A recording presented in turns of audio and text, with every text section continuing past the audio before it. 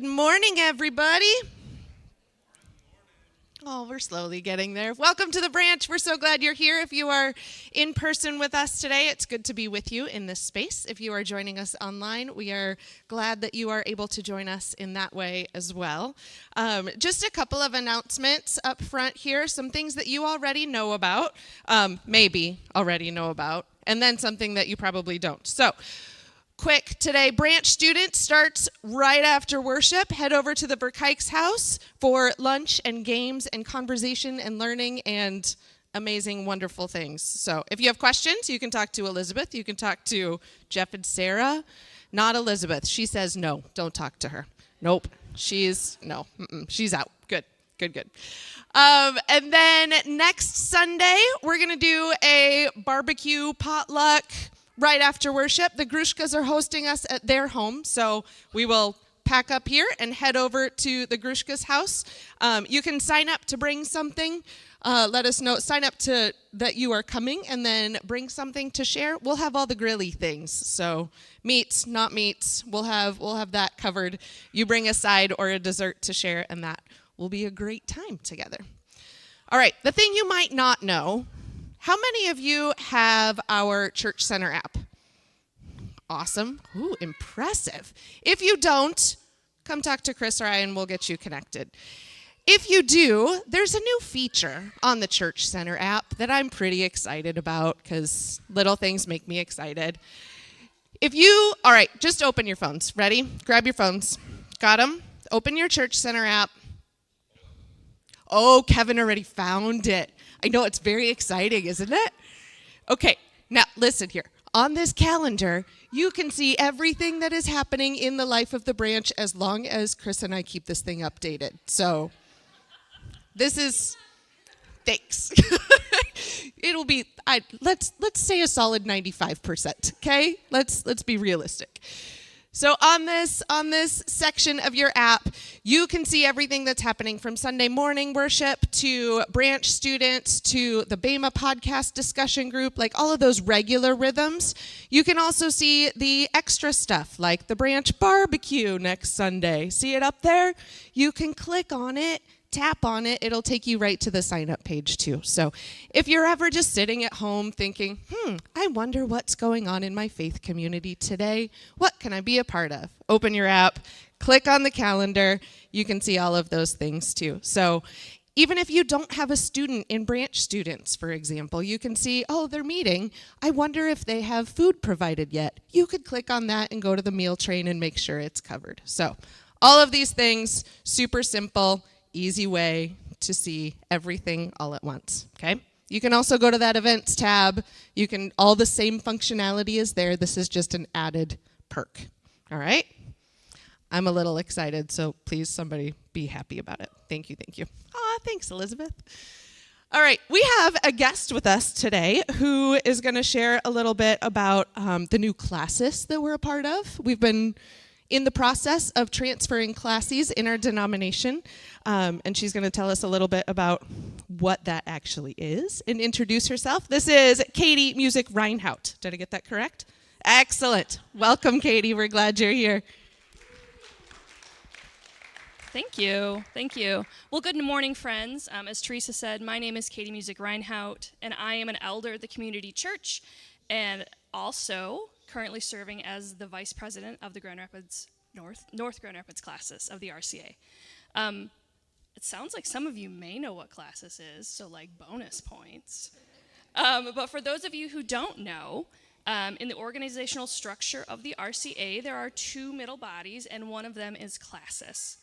The word classis actually comes from a Latin word that means fleet of ships, if that helps generate a visual for you. It is the organizational body where ordained ministers within the RCA hold their membership and is made up of parish ministers, specialized ministers, and elder delegates like myself. Today, it is my joyful duty to welcome the branch church to the membership of North Grand Rapids classis. Throughout the transfer process, we've gotten to know your ministers, your ministry, some of your elders, and more about the work that's going on here. We're really excited about the future together, and I say that honestly. I'm very excited about the future together. We look forward to journeying together. Thank you. Thank you, Katie. It is good to have you here, and the welcome from a classis that maybe we don't think about very often when we gather together, right? So to see that there are other churches and other people journeying with us in different ways is a gift. So thank you. Thank you for being here. Nicole is going to come on up here this morning, and I'm going to invite the band to come on up as well. Nicole's going to lead us in a call to worship, and then we are going to sing a song together as soon as that is finished. Nicole and CJ. As we gather in this space together, a space and gathering unlike the rest of our week, we pause here to receive an invitation to be fully present, to open our hearts and minds to what we might learn, what we might wonder, or what we might experience. To embrace whatever we might take out of these doors into the world and people around us. To be reminded that above all else, we are people of love, worthy of receiving love and capable of giving love. With that in mind, let's speak these words together. Gratitude be my guide, love be my breath. Let's use those same words as a breath prayer. For a breath prayer, as you inhale, you would think in your mind, gratitude be my guide. And as you exhale, you would think, love be my breath. So I invite you to do this breath prayer with me. Gratitude be my guide. Love be my breath. Gratitude be my guide. Love be my breath. Gratitude be my guide. Love be my breath. Gratitude be my guide. Love be my breath. Amen.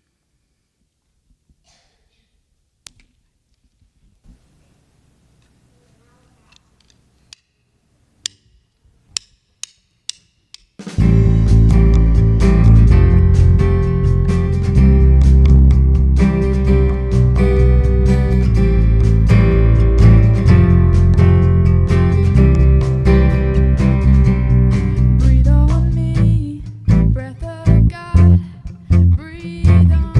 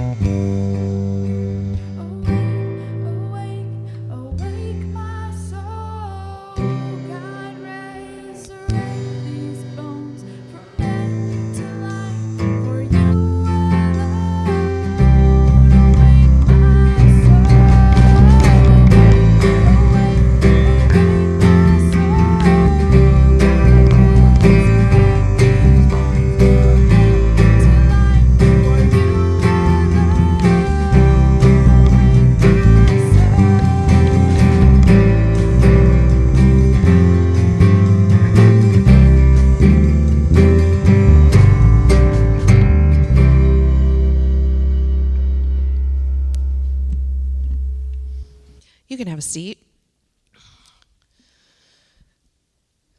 I love that song because sometimes it feels like in the midst of life and in the midst of moving that your bones can be sleeping, right? Your soul can maybe just be going through the motions and not fully present. So it is a good reminder that coming here together and God's Spirit can wake our very bones so that we can love, so that we can feel love, and so that we can love one another, right? I'm going to invite you into a practice of prayer this morning that is maybe more of a traditional practice of prayer than we very often do here, that I'm just going to read some words and invite you to listen to them. So I'm going to invite you into a space of a posture of listening and of receptivity. I'm using these words from a book called Black Liturgies, Prayers, Poems, and Meditations for Staying Human. We've used this book before, and I think there's just some gems in it. So they have a section on love, and this is a prayer for friendship, for loving other people. So I invite you to pray with me. Divine Companion, you are a God who rejects self-sufficiency even in your own personhood. That you exist in a multitude, in sacred community, not only with the cosmos, but also within yourself. That is a mystery to us. Heal the exclusion and alienation of our past through new communities of belonging. We recognize that the idol of self-reliance has cast a long shadow over our ability to connect and to be together with others. Show us the tender places in us that are afraid to belong and to make us honest about our desires for nearness. Show us the joy of witnessing the life of another. Help us to delight in every season of relationship and find love in unexpected places. It is scary to belong to each other, but grant us the courage to commit ourselves to friendship and to relationships in a lonely world. Amen. If you are 5th grade or younger, I'm going to invite you to the back of the room to stay there for our Branch Kids group. Amy and Chris are going to take you downstairs, and Lindsay is in charge of the nursery. So if you have toddlers, infants, they'll go with Lindsay. You can walk them on down. And then the preschool and grade schoolers will go with Amy and Chris. But before you walk out, let's speak this blessing over these kids. So friends, if you would either extend a hand to these kids or look their way, if you have this memorized, bonus points for you. But let's speak this blessing over these kids today. May your time together be filled with wonder, joy, and friendship. You are loved. Bye, kiddos. We'll see you soon. We can't wait to hear what you do together. As they are walking out, I'm going to give you a little life update, I guess, / branch update. Many of you know that the branch has been a part of a group called the Alger Garfield Neighbors Collaborative. Is this familiar to anybody? Give me a nod if some of you have heard it. Yeah, awesome. It's a group that started 12 years ago, I think, with the Branch, Alger Park Church, Tabernacle, and Seymour churches. I think Chris was one of the founding, can we call that founding members? Were you part of the beginning of that? And it was a way for the churches to come together and say, how can we do good for our neighborhood? Really, it kind of boils down to that. How can we come together and build up this neighborhood? And they use a model called asset-based community development, which is just that. They look at the assets of the neighborhood and say, where are the holes, where are the gaps that aren't being met, where are the needs, and what do we have to offer to make this neighborhood an even better place, right? wisely, I'd say, when they first started this, they said, we need a person in charge to say, not in charge, but a person to keep things moving, right? A person that is the one to say, this is the work of us together. Because otherwise things happen and life slips and you get in your silo and you get in your lane. So they hired somebody by the name of Jen Reedsma. Some of you might know her. And she did this work and led this endeavor for 12 years. And in the spring, she resigned to go do some other things in her life. So they looked for other people. And guess what? It's me. I took over. So thank you. It is... many of you know this about me, but neighborhood is vastly important to me. It is a life-changing experience. I will absolutely say that, to be in neighborhood and involved in community and connected to the people around me. People in Illinois showed me that way and showed me beautiful ways of living, and people who live next door to me now show me those as well. So to be able to do this on a bigger scale and to bring the churches and the Kroc Center now and the schools and obviously the neighbors, who did I miss, the business association, all of these entities to bring together to say, how can we make this a better place? Really, it's kind of fitting that we're talking about this today, because Chris is going to talk about loving neighbor. So I think it really just boils down to that. How can we love our neighbors well? So if you live in the neighborhood, I'd love to hear stories. That's my whole job this next year. I just get to listen to stories, which is deeply, deeply joyful for me. So if you have neighborhood stories, good, bad, whatever, I'd love to hear them too. So let's get coffee. Or if you're not in the neighborhood, let's get coffee and I'll put my branch hat back on and we'll sit together. So my life now revolves around coffee. Yes, Nate?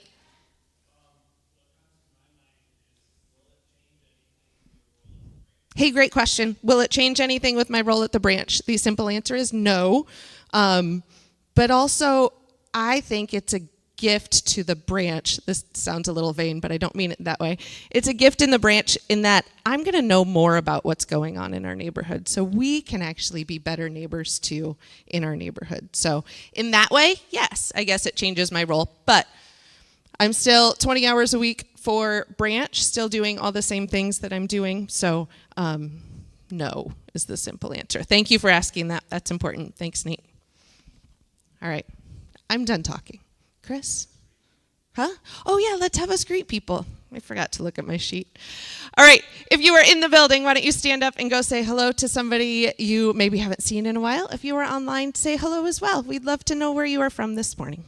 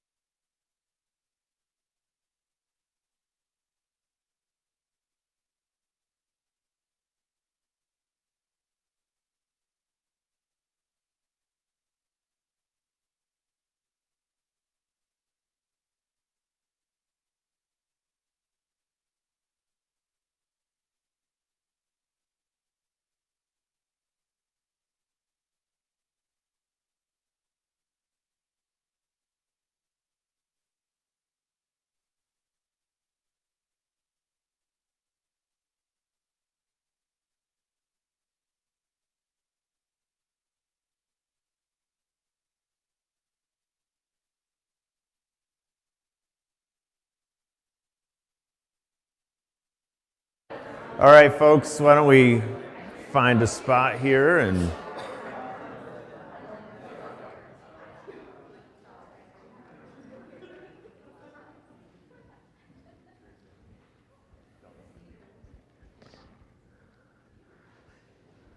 well, good morning. Good to see you all, to be with you. I want to begin by reading a few different passages this morning. We'll end up really focusing on two of them, but just to kind of set the context for not only our conversation, but the conversation we're having this month here in this series that we've called It All Hangs on Love. So this first one I read last week, and it's from Matthew 22. And this may sound like a passage you've heard before, because you probably have in some way, shape, or form. Teacher, which is the greatest commandment in the law? And Jesus replied, love the Lord your God with all your heart and with all your soul and with all your mind. This is the first and greatest commandment. And I bet a lot of people thought he was just going to stop right there. He doesn't. And the second is like it. Love your neighbor as yourself. All the law and the prophets hang on these two commandments. Something similar is said in 1 John 4, 20 to 21. Whoever claims to love God yet hates a brother or sister is a liar. Yeesh. Okay, straight to it. For whoever does not love their brother and sister whom they have seen cannot love God whom they have not seen. And he has given us this command. Anyone who loves God must also love their brother and sister.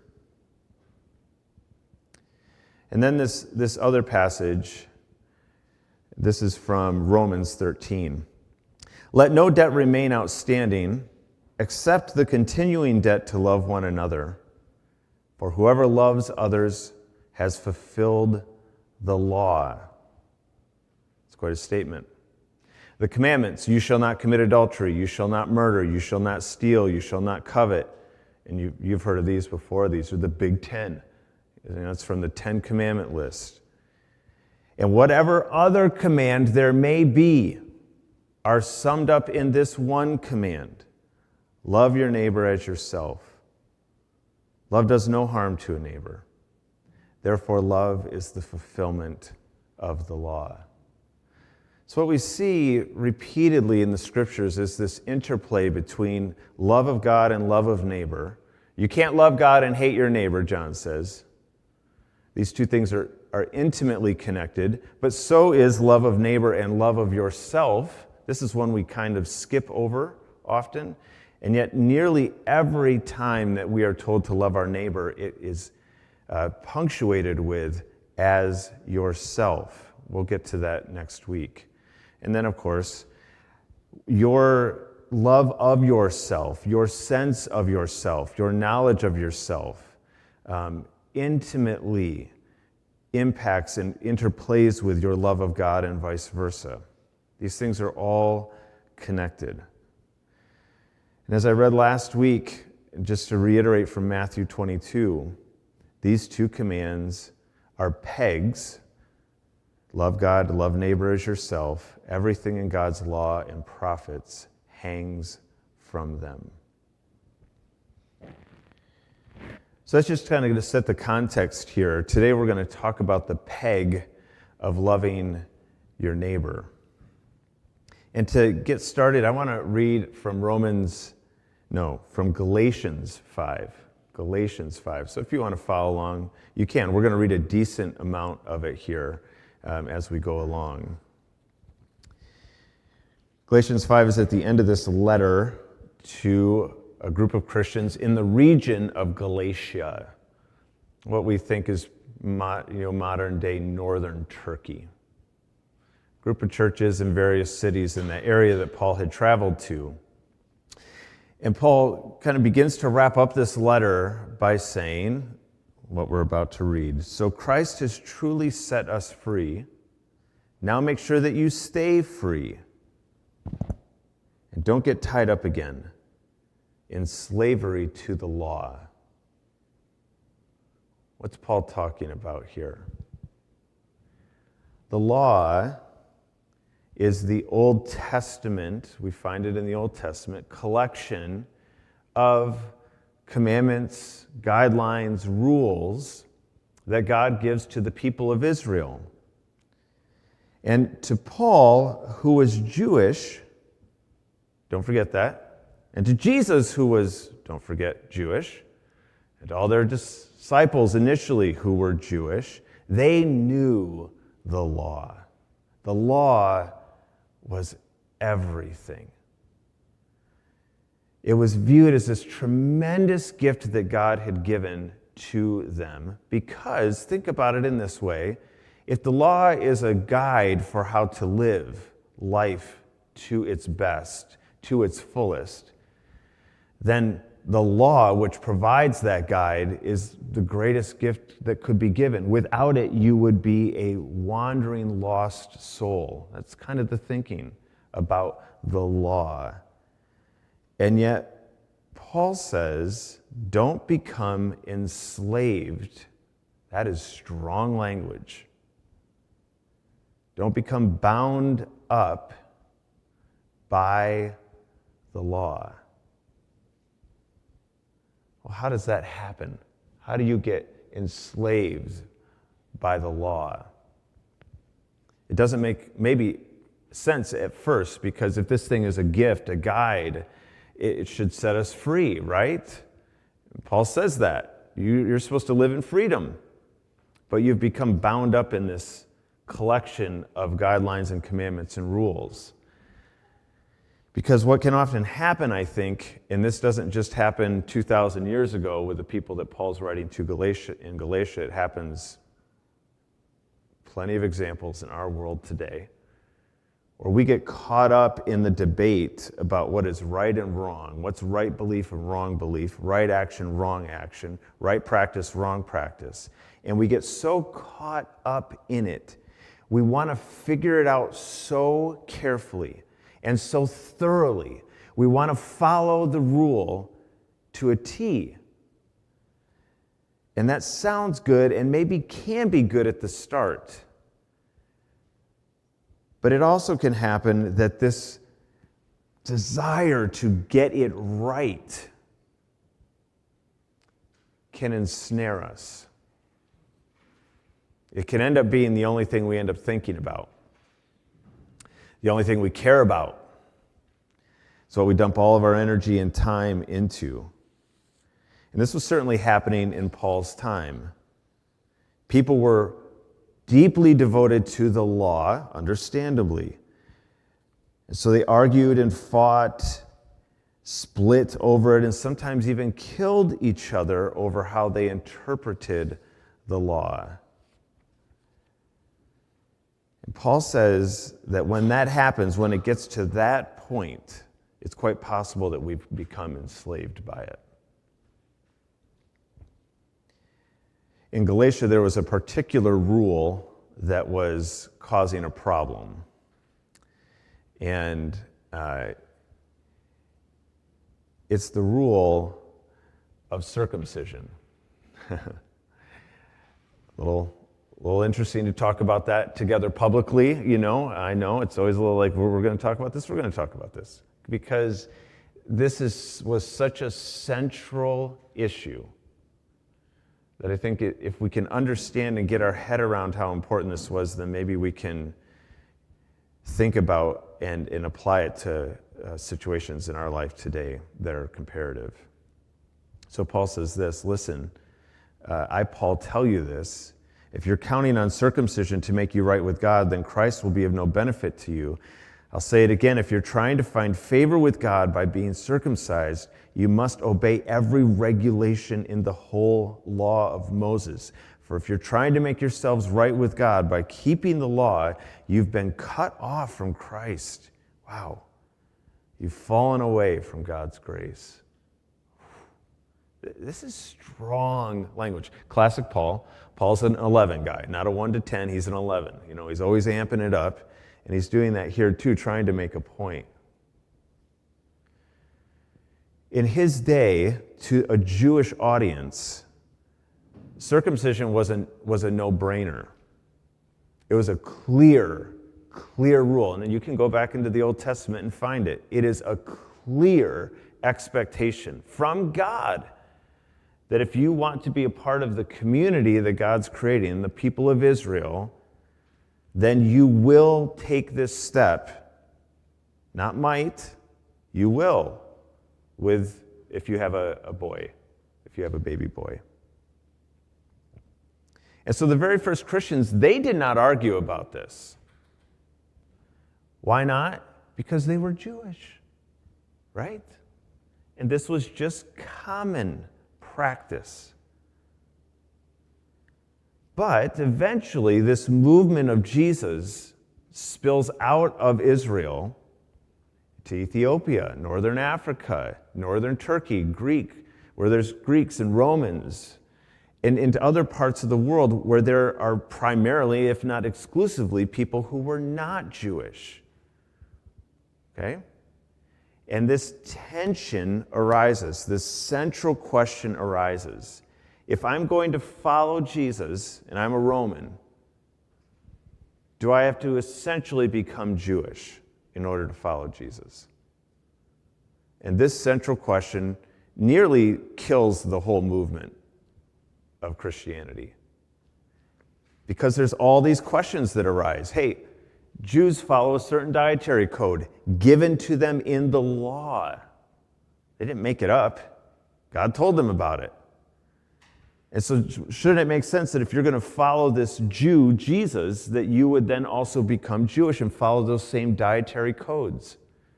You can read about those arguments in other spots in the New Testament. They're trying to sort it out. What about circumcision? Here's another one. Do we have to do this if we're becoming Christian? What's right? What's the right belief? What's the right practice? You know, we want to get it right. We want to follow the law because the law is everything. And Paul says, hold on, something's changed. And if you're trying to find favor with God by following a part of the law, then you're going to have to follow every letter of it perfectly, which no one can do, in order to be right with God. If you try to go that route, you're actually going to cut yourself off. Interesting. He goes on in verse 5. But we who live by the Spirit eagerly wait to receive by faith the righteousness God has promised us. So God makes us right just as a gift. For when we place our faith in Christ Jesus, there is no benefit in being circumcised or being uncircumcised. What is important is faith expressing itself in love. So here we go. You can be circumcised, you cannot be circumcised. In the end, it's not really what matters. What is important is faith expressing itself in love. So Paul says, I think, go ahead and debate this issue. Debate any issue. You should. You should, and I should think really carefully about the issues of faith that are in front of us today. This whole circumcision thing, not really an issue in front of us today. Not in any way like it was then, that's for sure. But we have other issues that are in front of us. One that came to mind this week is like, what books should be allowed in public libraries, right? And how you come down on that issue probably for many people, if not most, is informed by your faith. Your way of understanding what's right and wrong about how to live out your faith in this world. And you can imagine, probably without too much difficulty, that it's very easy on that particular issue to choose one that's concrete, to become so concerned about what is right and to believe so strongly about what is right and to fight for it so much that you actually lose sight of what's most important, that you lose sight of love, perhaps especially about the person who's on the other side of the issue, right? It's not that we shouldn't think carefully and debate and even argue. But if our pursuit of a cause leads us away from love, then something is amiss. If we can no longer love our enemy, something is off. So Paul's trying to encourage the people here in Galatia to think about this. Maybe these words are inviting us to think about some of the same things. Paul goes on, "For you've been called to live in freedom, my brothers and sisters, but don't use your freedom to satisfy your sinful nature. Instead, use your freedom to serve one another in love." You have freedom, and you have freedom in law. Paul says, choose circumcision or not.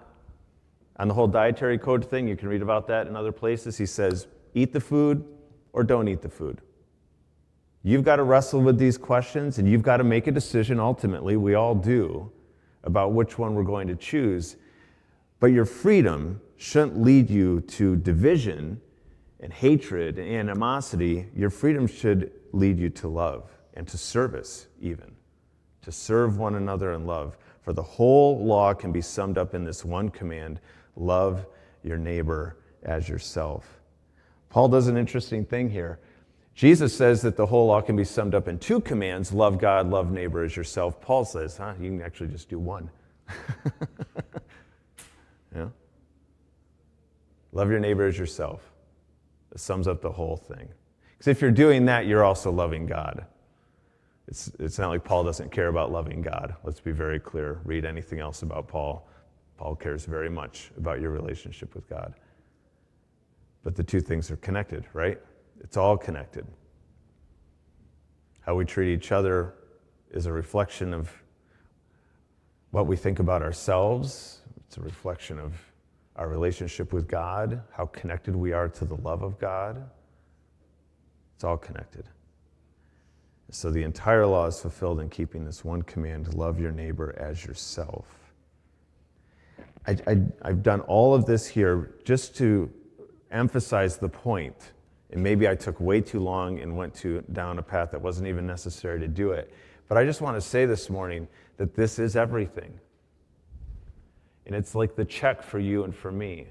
If I'm in a debate, if I'm fighting about an issue, and I hope you are, I hope you care deeply about things, and I hope you're working towards a world that is more just and whole and healed. But love cannot be lost in that work. It actually has to be the center of our work. And that requires you and me to be connected to, as I said last week, a divine love. You and I can't do this on our own. We have to be receiving something in order to give that kind of love away. Okay. Can be summed up in this one command. If that's true, then it does beg a couple of questions. Who is my neighbor? And how do I love them well?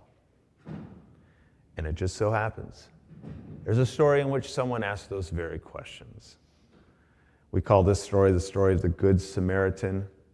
It's a fine title, I guess, although I don't know who got to decide these titles along the way. I might have chosen something a little different, but it's fine. It at least gives you a sense of what story is being talked about here. This story actually comes out of this question being posed to Jesus about what matters most. One day, an expert in religious law, a person who loves the law, and perhaps maybe was enslaved by it, or was looking to be free from its enslavement, maybe. It just strikes me that this is the person who comes forward, stands up to test Jesus by asking him this question: "Teacher, what should I do to inherit eternal life?" And Jesus replied, "Well, what does the law say? How do you read it?" And the man answered, "You must love the Lord your God with all your heart and all your soul and all your strength and all your mind, and love your neighbor as yourself." "Right," Jesus told him. "Do this, and you will live." Well, the man wanted to justify his actions, and so he asked Jesus, "Who is my neighbor?" And classic Jesus replied with a story. A Jewish man was traveling from Jerusalem down to Jericho, and he was attacked by bandits. They stripped him of his clothes, beat him up, and left him half dead beside the road. By chance, a priest came along, but when he saw the man lying there, he crossed to the other side of the road and passed him by. A temple assistant walked over and looked at him lying there, but he also passed by on the other side. Then a despised Samaritan came along, and when he saw the man, he felt compassion for him. Going over to him, the Samaritan soothed his wounds with olive oil and wine and bandaged them. And then he put the man on his own donkey and took him to an inn where he took care of him. The next day, he handed the innkeeper 2 silver coins, roughly $400. That's my math, based on a $50,000 annual salary. If you made 50 grand a year, this is about what it would mean to you. So you can adjust accordingly. But it's not $20. It's not an easy handoff. It's also not $10,000, unless you make a lot of money, and then we should talk later, right? But it's like a meaningful amount of money. And he handed it to the innkeeper and said, "Take care of this man. If his bill runs higher than this, I'll pay you the next time I'm here." Now, which of these 3 would you say was a neighbor to the man who was attacked by bandits? Jesus asked. And the man replied, "The one who showed him mercy." And then Jesus said, "Yes, now go and do the same." You've probably heard this story, I'm going to bet. And so what I want to do this morning is have, with our remaining time, have just a little bit of conversation about it. And we're going to do that in a couple of ways. One, I want to ask 2 questions of this text. And you'll have the chance, if you would like or prefer or are feeling brave and courageous, to say out loud in a moment what you think this story tells us about who our neighbors are. And then you can also scan that QR code and you can go to a Google Doc where you can enter, just type in. And if you'd rather do that, because that's like more your jam, or you're online, that's your way to participate with us. Hope you'll do that. Who is my neighbor? And then, how do I love my neighbor? What does the story tell us about that? I want to have a little bit of conversation about specifically what this story of the Good Samaritan says about those 2 questions. Who is my neighbor? How do I love my neighbor? And then I'm going to give you just a little bit of space to answer those questions for yourself. Who is your neighbor? I'm going to give you a chance to think about that. And then how might you love your neighbor this week? So let's start with this one. Let's take a minute just to think or to enter on that Google Doc. And after a minute, I'll see if anybody wants to share anything in the room. We'll look at what's in that Google Doc and we'll go from there. Ready, set, go.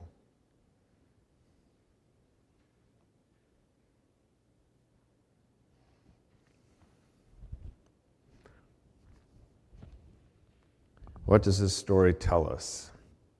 What does Jesus tell us about who is our neighbor?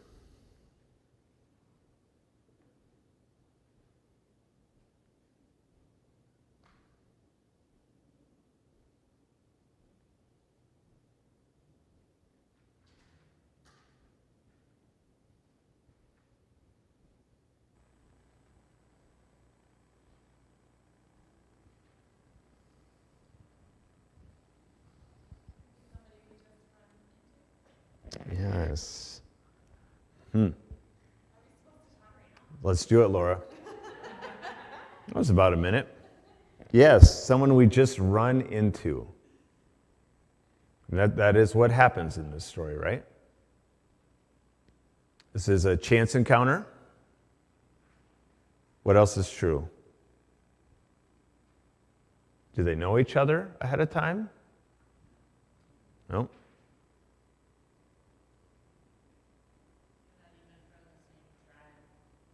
That's right. Samaritan Jew. What, anybody remember what the issue is there, what the reason for their different tribeness is?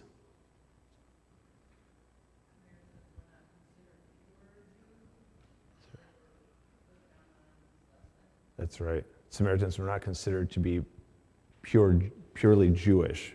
And that's because when Israel was overtaken by Babylon, some Jews, not all Jews were taken into exile, some remained in the land, and they intermarried with people who were not Jewish. And so that became the issue. You're not purely Jewish, therefore we look down on you. Absolutely. So there's an interesting dynamic there. It's not just that they're enemies from tribes who had absolutely no connection. No, they came from the same branch, the same family tree. There's a lot about them that's the same, and yet also not. What else would you say, or did you say?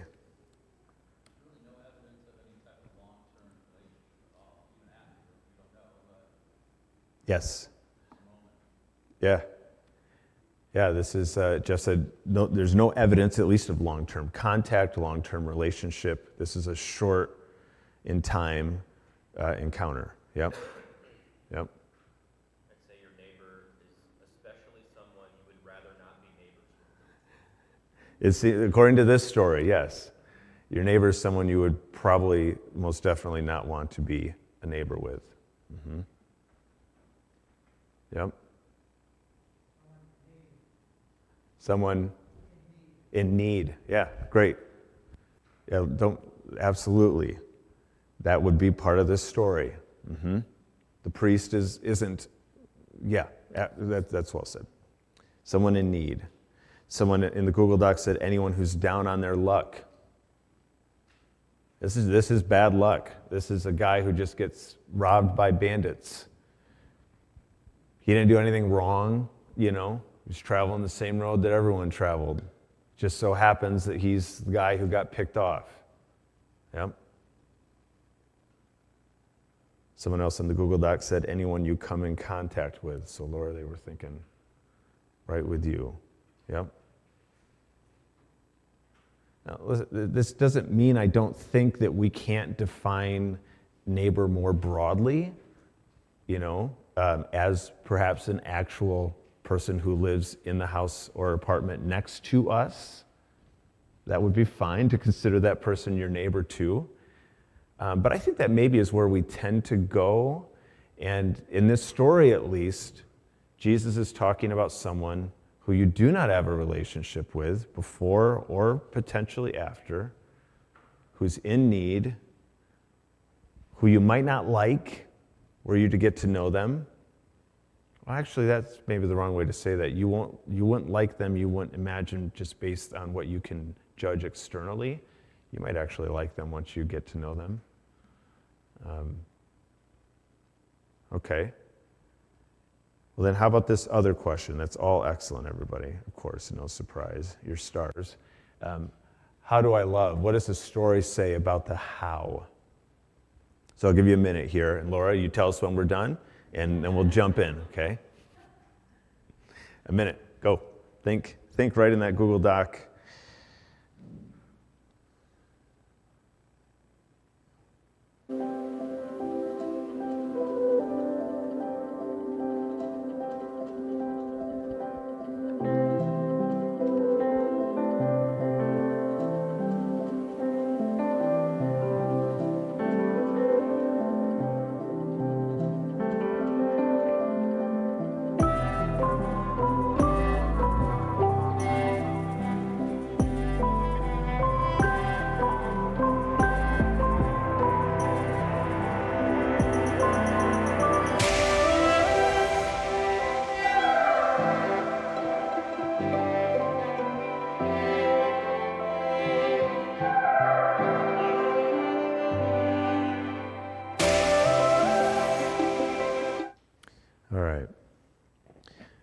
just a moment there to think, but as people are sharing, it may spur thoughts for you as well. There's some folks writing some things in the Google Doc as well. How do I love my neighbor? Remove judgment when passing individuals or interacting with them. Forgive them. Remove preconceived thoughts or ideas. Respond to their need for friendship. Bake cookies. Yeah. What else comes to mind? Deb, yeah?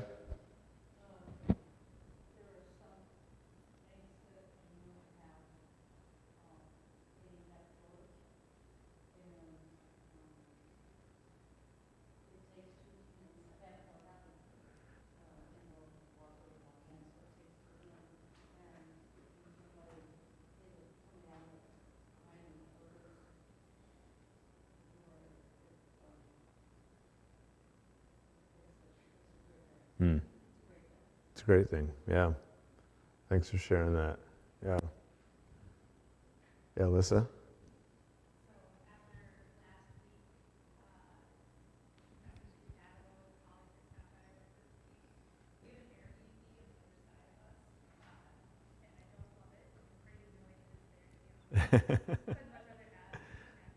Yeah, right. Mm.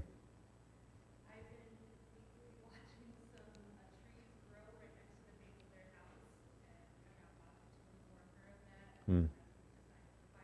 Okay. Okay. Ooh. Boy, yeah, I appreciate your honesty.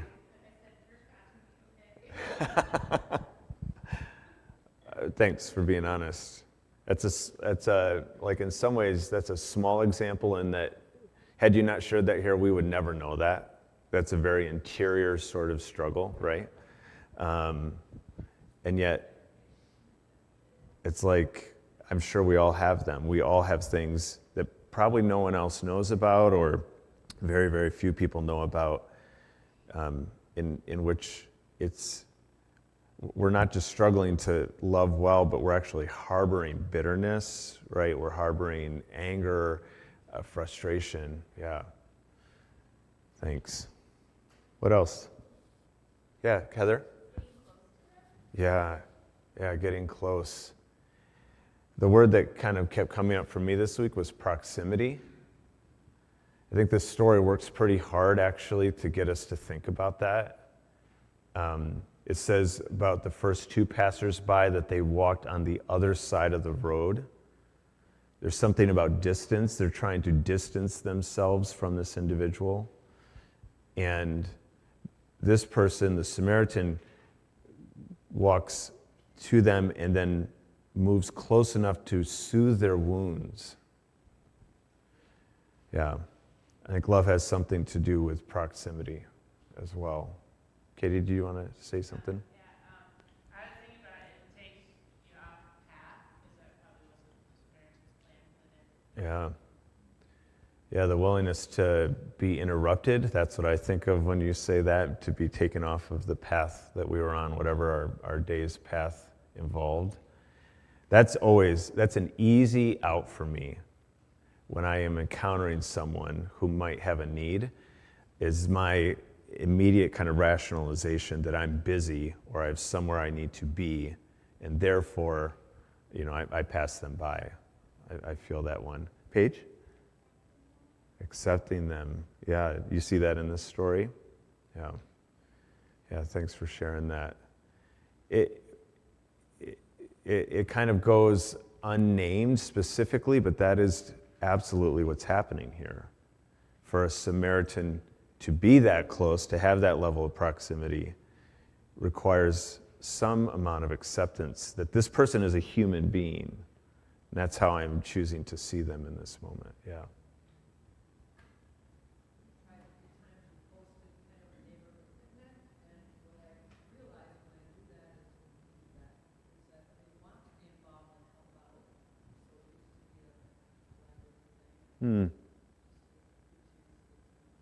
Yeah. It's a lovely example of your neighbor's choosing to, when you're attempting to host a party for the neighborhood, they're choosing to come close and to be a part of and to be connected. Yeah. Good.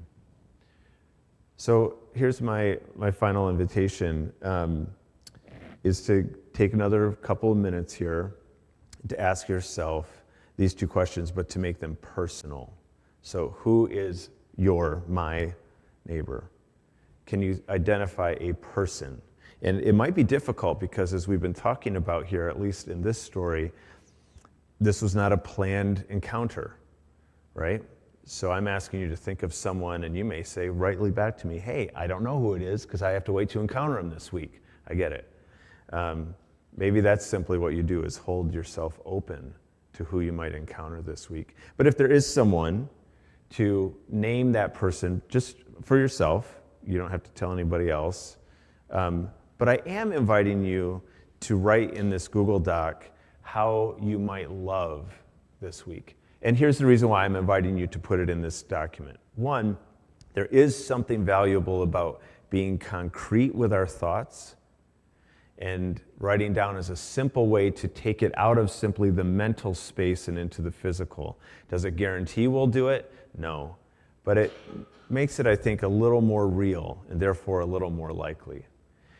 If you choose to put something in this doc, you don't have to put your name to it or the person's name. In fact, I'd invite you not to, just to leave it anonymous or to leave it vague. But you'll know what it means. And the other reason to put it in here is that your idea might inspire someone else's idea. So someone may see this and go, I wouldn't have thought of that. And it may prompt them to do something themselves. So I'm going to give a couple minutes here to just answer these questions for yourself, specifically this one in the document. You'll see a table down near the bottom of page 1. And let's give this a little bit of thought here.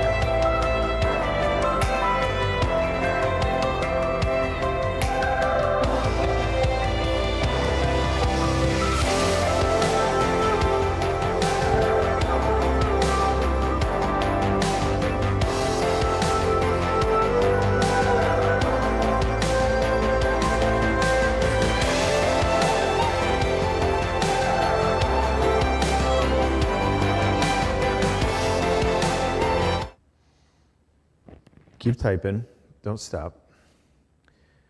Keep giving it thought, keep adding your ideas in there. And I'll transition us into communion, which should give you a few more moments to do that.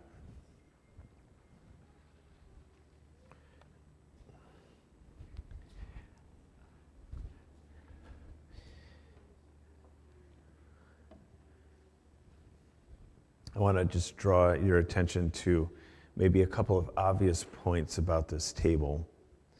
And the first is that this gift of communion is not shared alone. Obvious. But maybe worth just thinking about.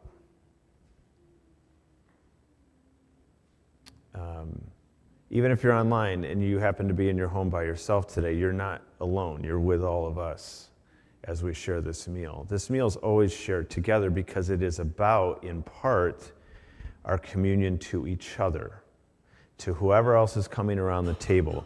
We remember that we're bound together. And that means that whoever's around the table. Now, in this incredible room full of people, who wouldn't want to be around the table with everyone? But it's possible that when we gather around this table, here or elsewhere, we are doing so with people that we might not, as Kevin said, want to be our neighbor. And if you think more broadly, of course, this table that we share here is just one of hundreds of thousands of tables around the world that people are gathering around today. And I bet if we took all of those people, we could find at least one who you might struggle to love as your neighbor. And yet here we are, all sharing this meal together, all coming around this space. I think that means something, and it's worth reflecting on. So we invite you to do that today, to come and to take and to eat and to drink, to hear again, this is the body of Christ broken for you and the person behind you in line and the person in front of you and the person in Sri Lanka and the person, in Buenos Aires who have come around the table today. This cup is poured out for each and every person who is hungry and thirsty. So let's take and eat, remembering those things today. I need a few folks to help. So if you're willing, you don't even have to raise your hand. You can just come on forward. We'll have a few folks up here with the gluten-free option that and then a couple people in the back. Katie, thanks for coming forward. Teresa's probably just ran to get tongs, is my guess. And if not, you know what? We'll just each delicately take the bread from the tray. Not a problem. Would you two mind going to the back? Thanks. Appreciate it. Thanks, Chris. Anybody else?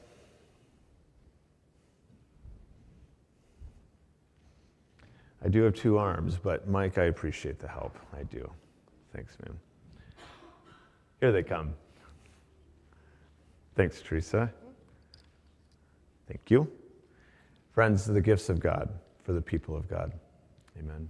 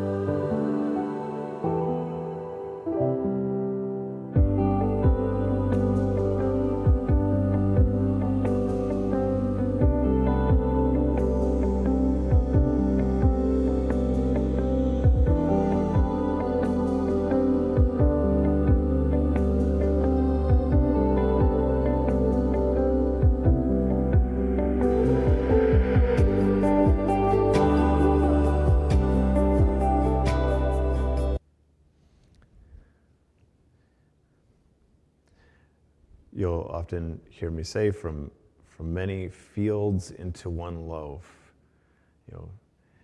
is how we get this bread, many grains gathered. And the same is true for us. Many people from many different places and backgrounds and experiences gathered into one body. We take and eat, remembering that today.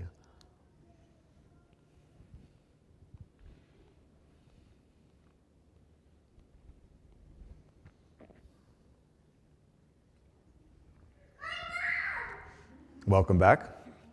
And that the whole law is summed up in the pouring out of our lives for our neighbor. So we take and drink, remembering that.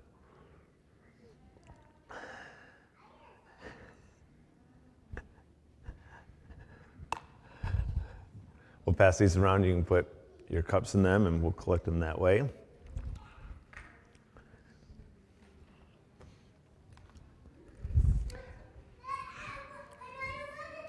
Young people who just returned, can anyone tell me what you talked about today? Anybody remember a thing that you chatted about, or the story that you talked about today, or there's some conferencing happening right now between parents and young people.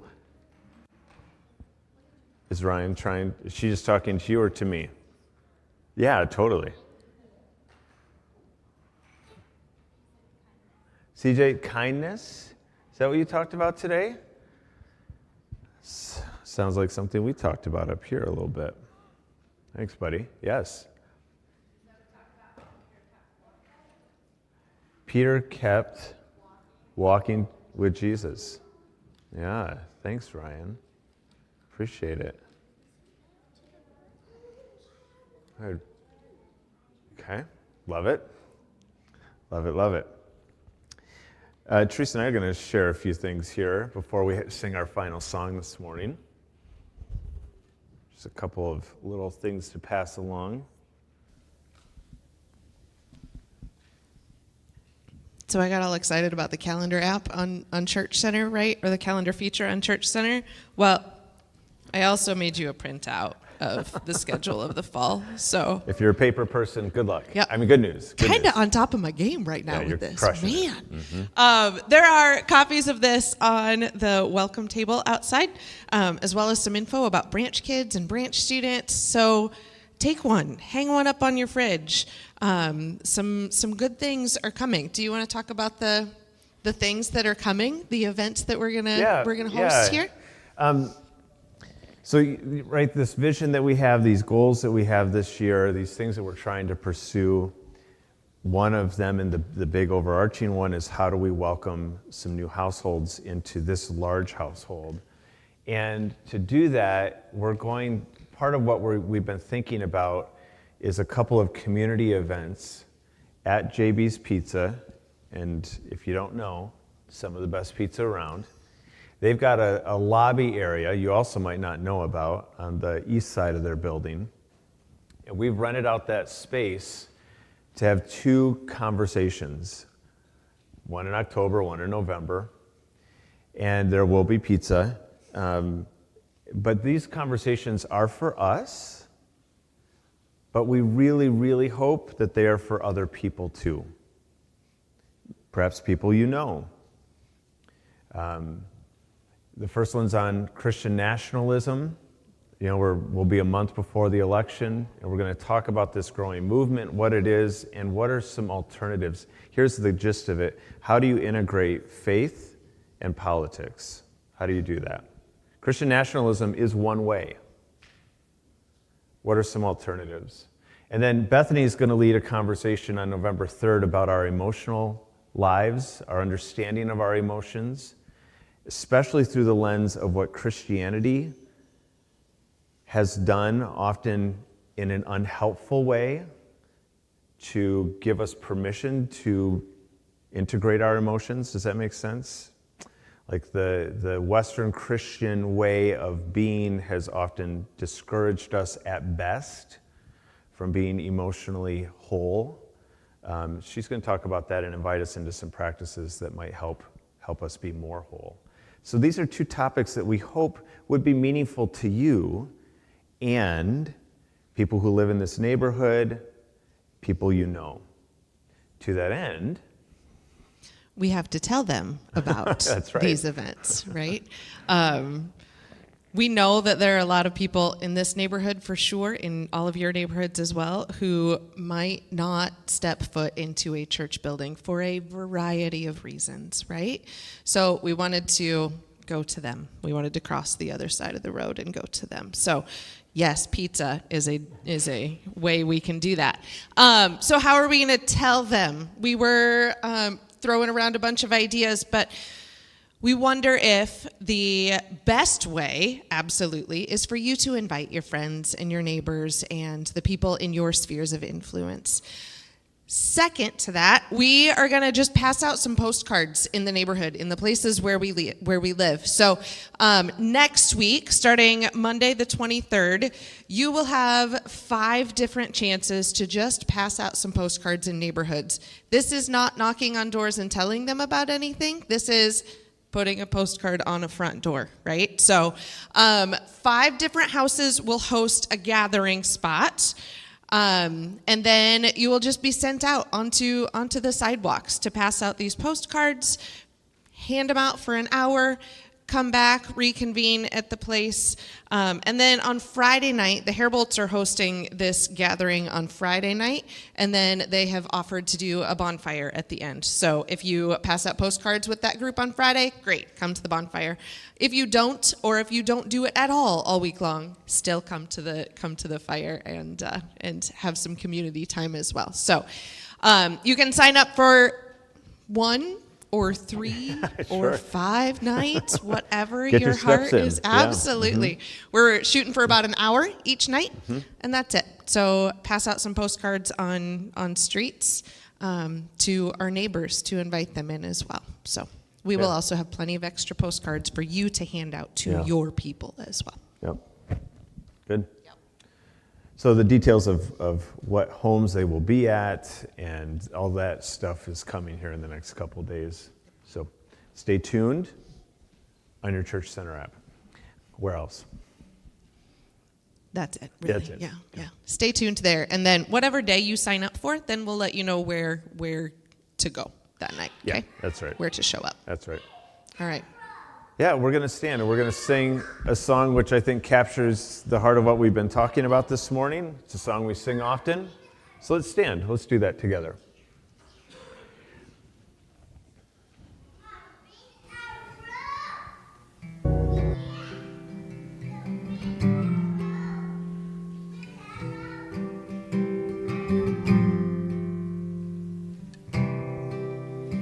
Every day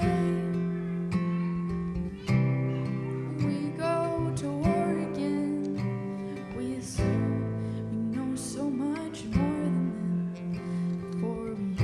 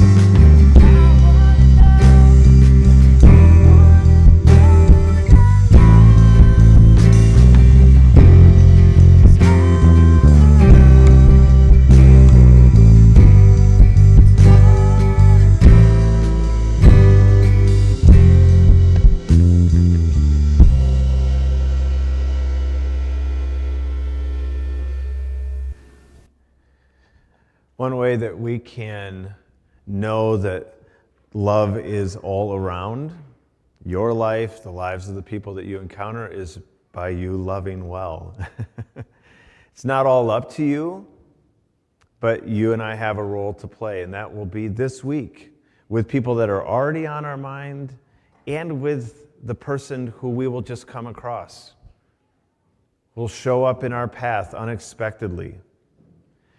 This week, may you be people who love well to your neighbor, those expected and unexpected. And in doing so, remember, it's all connected. As you love your neighbor, you are connected to the love of God.